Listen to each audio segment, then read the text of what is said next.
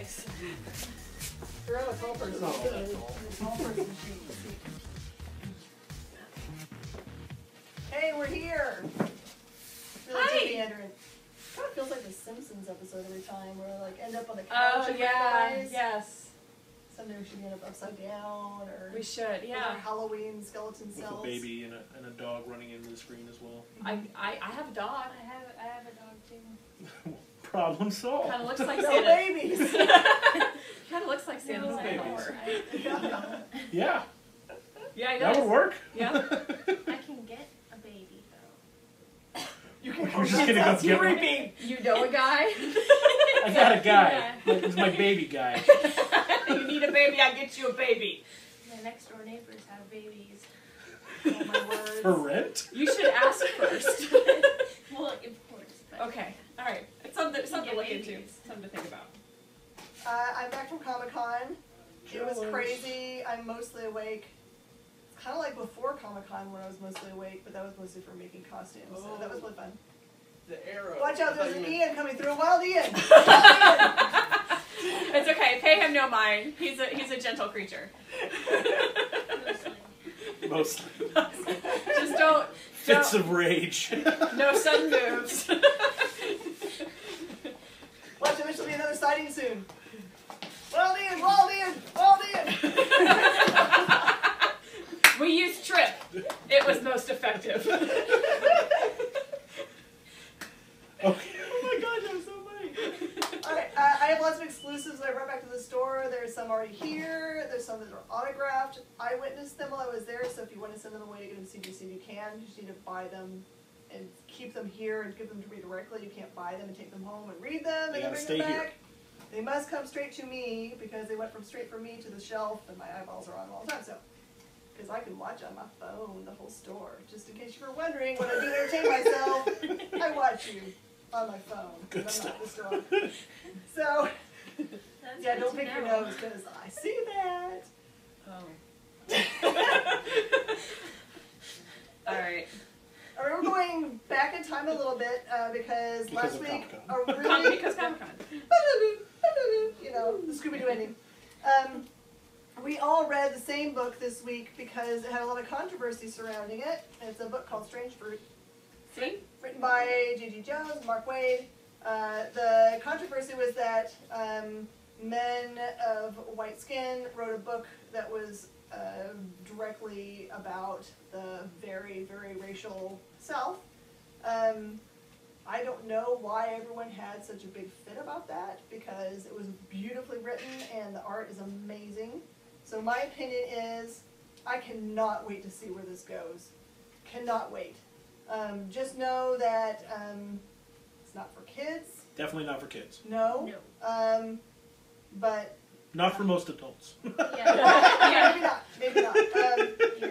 So For the sure. name Strange Fruit comes from Billie Holiday song, but also it's in reference to people that are being hung. It was called Strange Fruit. Very itself. dark. Very Yes, dark title. yes, it is. But yes. indicative of the kind of content. It's really, really cool and mature content. It's written for intelligent and, you know, thought-provoking sort of intent. Yeah, it's not light reading. No. It's definitely you know, in the right frame of mind. And Robert was asking my opinion earlier, and I told him it made me uncomfortable, and I think that's the point. Yeah, Yes. it makes you think a little bit. Yeah, it just, but there is a sci-fi element. There's some cool stuff, and some, you know, it's also interesting that this comes around the same time with all the controversy of the Confederate flag, Yes. because that is used in here by both sides. And this was written way before the controversy, by the way. Yes, Yeah. absolutely. It's Months it ahead just of time. yeah. So So do you have any extra opinion about this? I can't wait for the next one. I call It's- this is Hannah. She's the next generation. We're old school. She's new school, so. I'm old school. I know, like, school. yay! I know stuff. Okay. Were you born I'm only before 27. 1980? No, I'm only 27. I know I carry myself like a very You, mature you, man. you act like a very mature man. New generation too. 6 years Yeah. older than me. I'm a fraud. Anyway, strange I just want fruit. to be 10 for the rest of my life. Are you allowed to go into any sort of detail about what the content is of the story, like what the story's about? Sure, just don't give it the wrap up, but yeah. Yeah. Okay. Well, I mean, so it's like we were saying earlier, it's in the time period, after the Civil War. Slaves have been freed, and that just to give you a concept of the time period we're talking about. But like they said, there's a supernatural element. There's who the story is about. I think will really you'll find some good things that you can use to like cross-reference with other cultural elements, like classic comic book characters. There's a lot of similarities between the main character of this story and who could it be? Very clear who the It's bad super guy clear. is in the book. Yes. Very clear who the bad guy is. Yeah. It's the white man. Yes. Yes. Well, that's why I was uncomfortable. Just because I was like, no, you don't do that. But they were doing We that. don't behave that way. Yeah. No. Not anymore. No. But sadly, it is a part of our history, and it is very well depicted. Well, that's why I think it's a cool thing to go back and look at a little bit, is because sometimes you need a reminder of how how things were and where we are now. Yeah. Definitely. Yeah. So don't be the fool. Don't act like these guys. All right. And it's only a 4-issue series. Oh yeah. Yeah. Oh, and by the way, the comic itself has so much good weight. They use such good cardstock for this Yeah. thing. It's gonna After last. reading this, every other book I read felt flimsy to me. Yes. Except Yeah. this one, I It is. I mean, the cover is practically cardstock. It's. Well, yeah, because I read this one and then I read this one. I was like, oh, I gotta be careful with this one. So who wants to go first? I introduce everybody. This is Hannah. Hi. Hannah is in charge of our summer camp, so if you're wondering who's taking care of your kids really well. That's me. I'm Commander King as always. And Laura, you know me. I'm Jeff. I shop here. And he reads lots and lots of comics. Read a lot of so he books. has a good handle on what's good and what's not. So who wants to go first? I will, because Go I for have it. another time warp book. Let's do the time. Archie! My Okay. favorite series. Yeah, well, see, and this is interesting because I did not grow up with comic books or comic book background. So Archie was always kind of, it's always, sweet, candy, whatever. Just not really something that I've ever been interested in. Until they announced Fiona Staples was doing the artwork for it. I love Fiona Staples. She is the sole artist for Saga, which has won Eisner's, Countless Up the Wazoo. Again this Brian, year? Brian K. Vaughan and Fiona Staples are the only two people who do Saga, and it's a fantastic series if you're 18 or over. It's definitely adult, but which is Archie makes her artwork accessible to a younger generation. The idea behind it was to bring Archie into the 20th century, and this did a fantastic job. I never really honestly cared about Archie the character or his world, but this was amazing.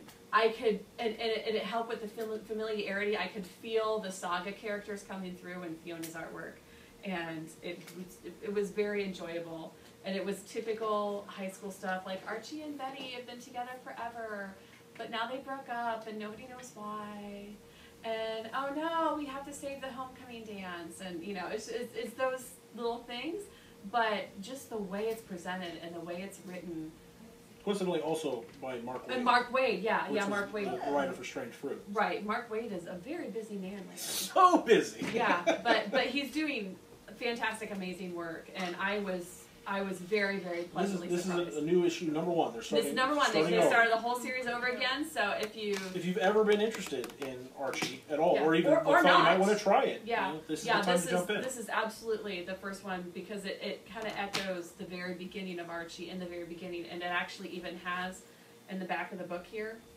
It has the very first ever a reprint of the very first ever Archie comic with the original artwork, and it is not my cup of tea. but this stuff it's wonderful, and it's so just the characters' expressions and like here Archie's kind of narrating to the audience of his thoughts and feelings and everything that's happened, and Betty's back here, she wants to talk to him, but very Saved by the Bell. it is very Saved by the Bell. Maybe that's another reason I like it so much, the whole nostalgia there, but it is just the artwork is fantastic, and I don't normally gush about artwork. I just kind of, it's nice. Okay, now This is something beautiful. becomes very well cleared up for me because Archie has always been kind of like, why would Betty Veronica want him? He's a hottie in this book. He is a hottie. Oh yeah. He is a hottie, and they talk about that throughout, and how like when the power couple had broken up, and now guys are starting to, comfort Betty, and they talk about how Archie's gonna be girls are gonna start flocking to him too, and then he shows up at the dance and he's like rocking the guitar, and oh my goodness. And the surprising thing is Jughead is like a mastermind. Oh. For real. Like this, it's a fantastic issue. What do you think, teens? Teens would be good. It's definitely not 10-year-olds. So teens and up. Teens and up. There's no 4-letter words, but there's a couple of light things here and there, but nothing, So like. But definitely freshman, high school. It definitely appeals to that crowd, and I think it's safe to give to them too. I loved it. Definitely my favorite book this week or last week. What else you got? I also have Ooh. I have I'm ready. Hail Hydra. Robert said he. Hail Hydra. Hail Hydra. Robert said he would give me $5 if I did this whole review in a German accent. So, Here we go. Das Book is good. Is Hydra. Hail Hydra. This is a brilliant review. Ich lichten ein. You know what really makes this funny is Hannah speaks German. So that's why she's laughing so hard, because I'm butchering her so much. She could probably tell you all about this book in German. So Sauerbraten. Sauerbraten. Ich bin ein Berliner. So. She's a jelly donut. Yes, I am. I am a donut. I am a hamburger. So this follows Nomad, who was kind of a two-bit throwaway character in the 90s. He is Armin Zola's biological son, but he was raised by Steve Rogers. And now he is the current Captain America's sidekick. So he's, and this is all, they tell you that in the first page. In your Nomad history, Captain America, Steve Rogers was once Nomad. Was he? Yeah, there was a time period where he had gone away from the mantle of Captain America, and he was Nomad for a while. Okay. So the fact that his adopted son is Nomad has been going on. That was a really cool thing they did in the last Captain America series. I didn't know that. There you go. There See, you go. Jeff knows all. So Nomad is the story is set up, and again it tells you all this in the beginning. He's in Baron Zemo's hideout, and the hideout blows up. And so everybody thinks he's dead. But really, he jumped into the infinite elevator, which takes you to all different dimensions. And he ends up on Battle World, because that's really the only thing left. Of course, he has no idea what's going on. And Hydra is everywhere. Hail Hydra! And he's trying to figure out what's happening. He ends up in a situation with this other young man who is trying to educate him. But it's just not a very hospitable situation, shall we say. And he runs into someone that seems familiar to him. There's blood on that page. There is a lot of blood on this page. That is something I wanted to mention. Nomad, unlike Captain America, is very comfortable with violence. But not necessarily in this book, though. He does not advocate violence in this book. No, I mean, like, he'll do what he has. Like, he doesn't back away from a challenge. That's true. Really Okay, yeah, I will agree with that. But he's not a killer. Part of the problem, his problem in this book is he's gotten into the situation, and it looks like this other guy's going to be killed, and he can't have that. He can't have that on his conscience. So he has to fix it, and things end up happening. There's a couple of good fun references in here, like the one agent that I think it's Armin Zola is talking to on a TV screen, calls him Agent Ward. Oh no, he did! Oh no! Oh, who's watching that TV Yeah, show? You can get on it if you're not. So that's it. So good stuff. Right in the whole Battle World thing. They also allude to a couple other series that are going on. They talk about capturing the last mutant with blue fur. What's up with that? So I'm interested. I kind of want to go read some X-Men stuff now and see what's going on over there. So Beautifully done. that's what I got. You want to try? Sure, I'll go next. Okay. Okay, so other than Strange Fruit, I've also read Captain Britain and the Mighty Defenders, which, if from the last, this is the time before Secret Wars, there was Captain America and the Mighty Avengers. Oh, yeah. So that's, you're obviously supposed to draw some sort of parallel from that. It's like all the things in the Secret Wars. It's kind of you're kind of thrown into a world and you're expected to just accept that some of this stuff is just the way that it is in that part of Battle World. So not going too far into details. If you are an Iron Man fan, especially of the movies, there's a reference to a character that you'll definitely be familiar with from the movies, if not from comics, which was really, really cool, and that opens up the book right off the bat. And it kind of, my favorite thing about this one was that it kind of delves into the way the people of Battle World are experiencing memories from their past lives. Because that's something they've kind of explored a little bit in a lot of the other books, but this kind of really goes into it a little more, to where it's like, oh, everybody's kind of experiencing this, where they have these memories that they're not sure if they're real or or what, because all they're supposed to believe is doom. Doom did everything. Doom is God. So I don't want to go too far into the spoilers on it, because I did really enjoy it, and there's some really, really cool characters and some really cool ways that they're using old characters in this one as well. So I really enjoyed that. And then the other one I read was Guardians of Nowhere, which, of course, fans of Guardians of the Galaxy, this is a must-have. Obviously, a lot of the characters from the Guardians are in here, along with Angela, who Thor fans are excited about Angela as well. And of course, this is about Nowhere, which you'll remember from the Guardians of the Galaxy is the big floating head in space.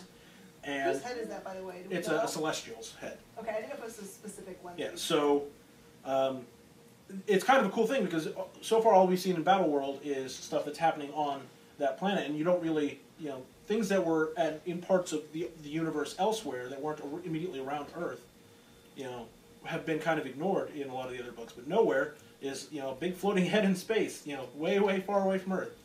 And so this kind of explores how that floating head got brought into the Battle World universe as well. And if Dr. Doom has, created his own story behind the head, which, it gets explained in here. It is violent, which is you can come to expect with characters like Rocket, Gamora, and Drax the Destroyer. Drax the Hugger. But all your favorite things about the Guardians, the witty repartee, the way they talk to each other, that's all in here, and it's really, really fun. It's a fun read. It is violent enough that probably not for kids, but it's a really, really fun book, especially since you know that you're gonna get exactly what you want from these characters in this book. Perfect. Cover art looks gorgeous. It is. Oh, and Bendis, Brian Michael Bendis is writing it. Then Bendis, everything Bendis touches turns to gold. So. Yeah. Okay. Alright, so aside from Strange Fruit, I read Civil War, #1, and it introduces what's going on, the points of view from each side. It's Captain America versus Iron Man, and it introduces Captain America's point of view, and it introduces Iron Man. Iron Man's point of view, and that the nation is split in half, and it's 2 countries in one, and the war has been going on for a while now, and in this one they meet for peace talks, and then some stuff happens, and then basically it asks us whose side we're on, and it's got big names, big heroes in here, and so everyone enters the fray.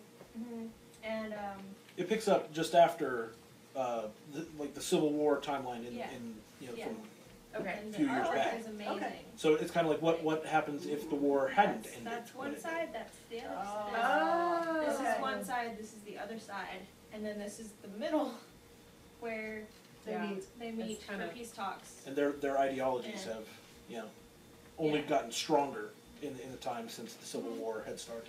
And it's got a great storyline. The only thing that I have, I'm used to reading like Archie and stuff, and the way it's laid out, I had trouble figuring out how to read it. What order you read. Yeah. That'll happen with those big 2-page. Yeah. You need to take Scott McCloud's course on how to write comics. It's interesting that you say that because and it isn't something you have to learn because I struggled with that when I started reading too. I still have problems with that. Yeah, but I mean, I've been reading comics since I was about 8 or 9, and I still have some issues because then I started reading manga, and that changed everything because read the other way. So, and I have taken the Scott McCloud courses on how to make comics. Okay. And because Archie does do the whole that's a change. now. That's a change with the new Archie. There's falling and in I line have with the new new Archies, comics. Yeah, and I love them. I'm in love with it. Oh yeah. Alright, I read 3 amazing books this week. I love Strange Fruit. By the way, that's sold out nationwide, so we bought it in heavy because we believed in the book before we even saw it, so just so you know, we've got them. I read Siege #1. This is a great book, holy cow. So, this is, gosh, I can't remember her name. Oh, I hate it. You're going to come up with it before I can. Oh, lordy. I hate it when I forget people's names. Abigail Brand. She's taking, I don't know why I can't remember her name. So she's taking over the leadership role to guard the wall, which is the shield. So it protects the inner battle world parts from the really dangerous outer parts that have the insects, the Ultrons, and zombies. Some symbiotes out there too. Oh yeah, it's all, and some of them are mixed, so sometimes you get things. zombie It's insects, and yeah, just mix it all together. All your worst nightmares have come true, and so it's up to her to make sure that the wall stands all the time. And so she's actually been with that job for a long time, and this is her kind of getting a new second in command. She doesn't want to give up her original one, but that one wants to go out and do battle on the front lines, so this is really great. Oh my gosh, it swivels between a couple artists, or at least the detail in which they use, and there are a couple full pages in here that will make you gasp. They're so detailed and beautiful, so don't miss this book. It all ties into the battle world, and I'm sure that if you're keeping up with Secret Wars, you're going to need this one. Okay, I've got a little crush. I will fully admit it. Oh, this is happening again! Your tape! Oh, my words! It's a tough book, so I can handle it. Alright, so I've got a Spader crush. I will fully admit it.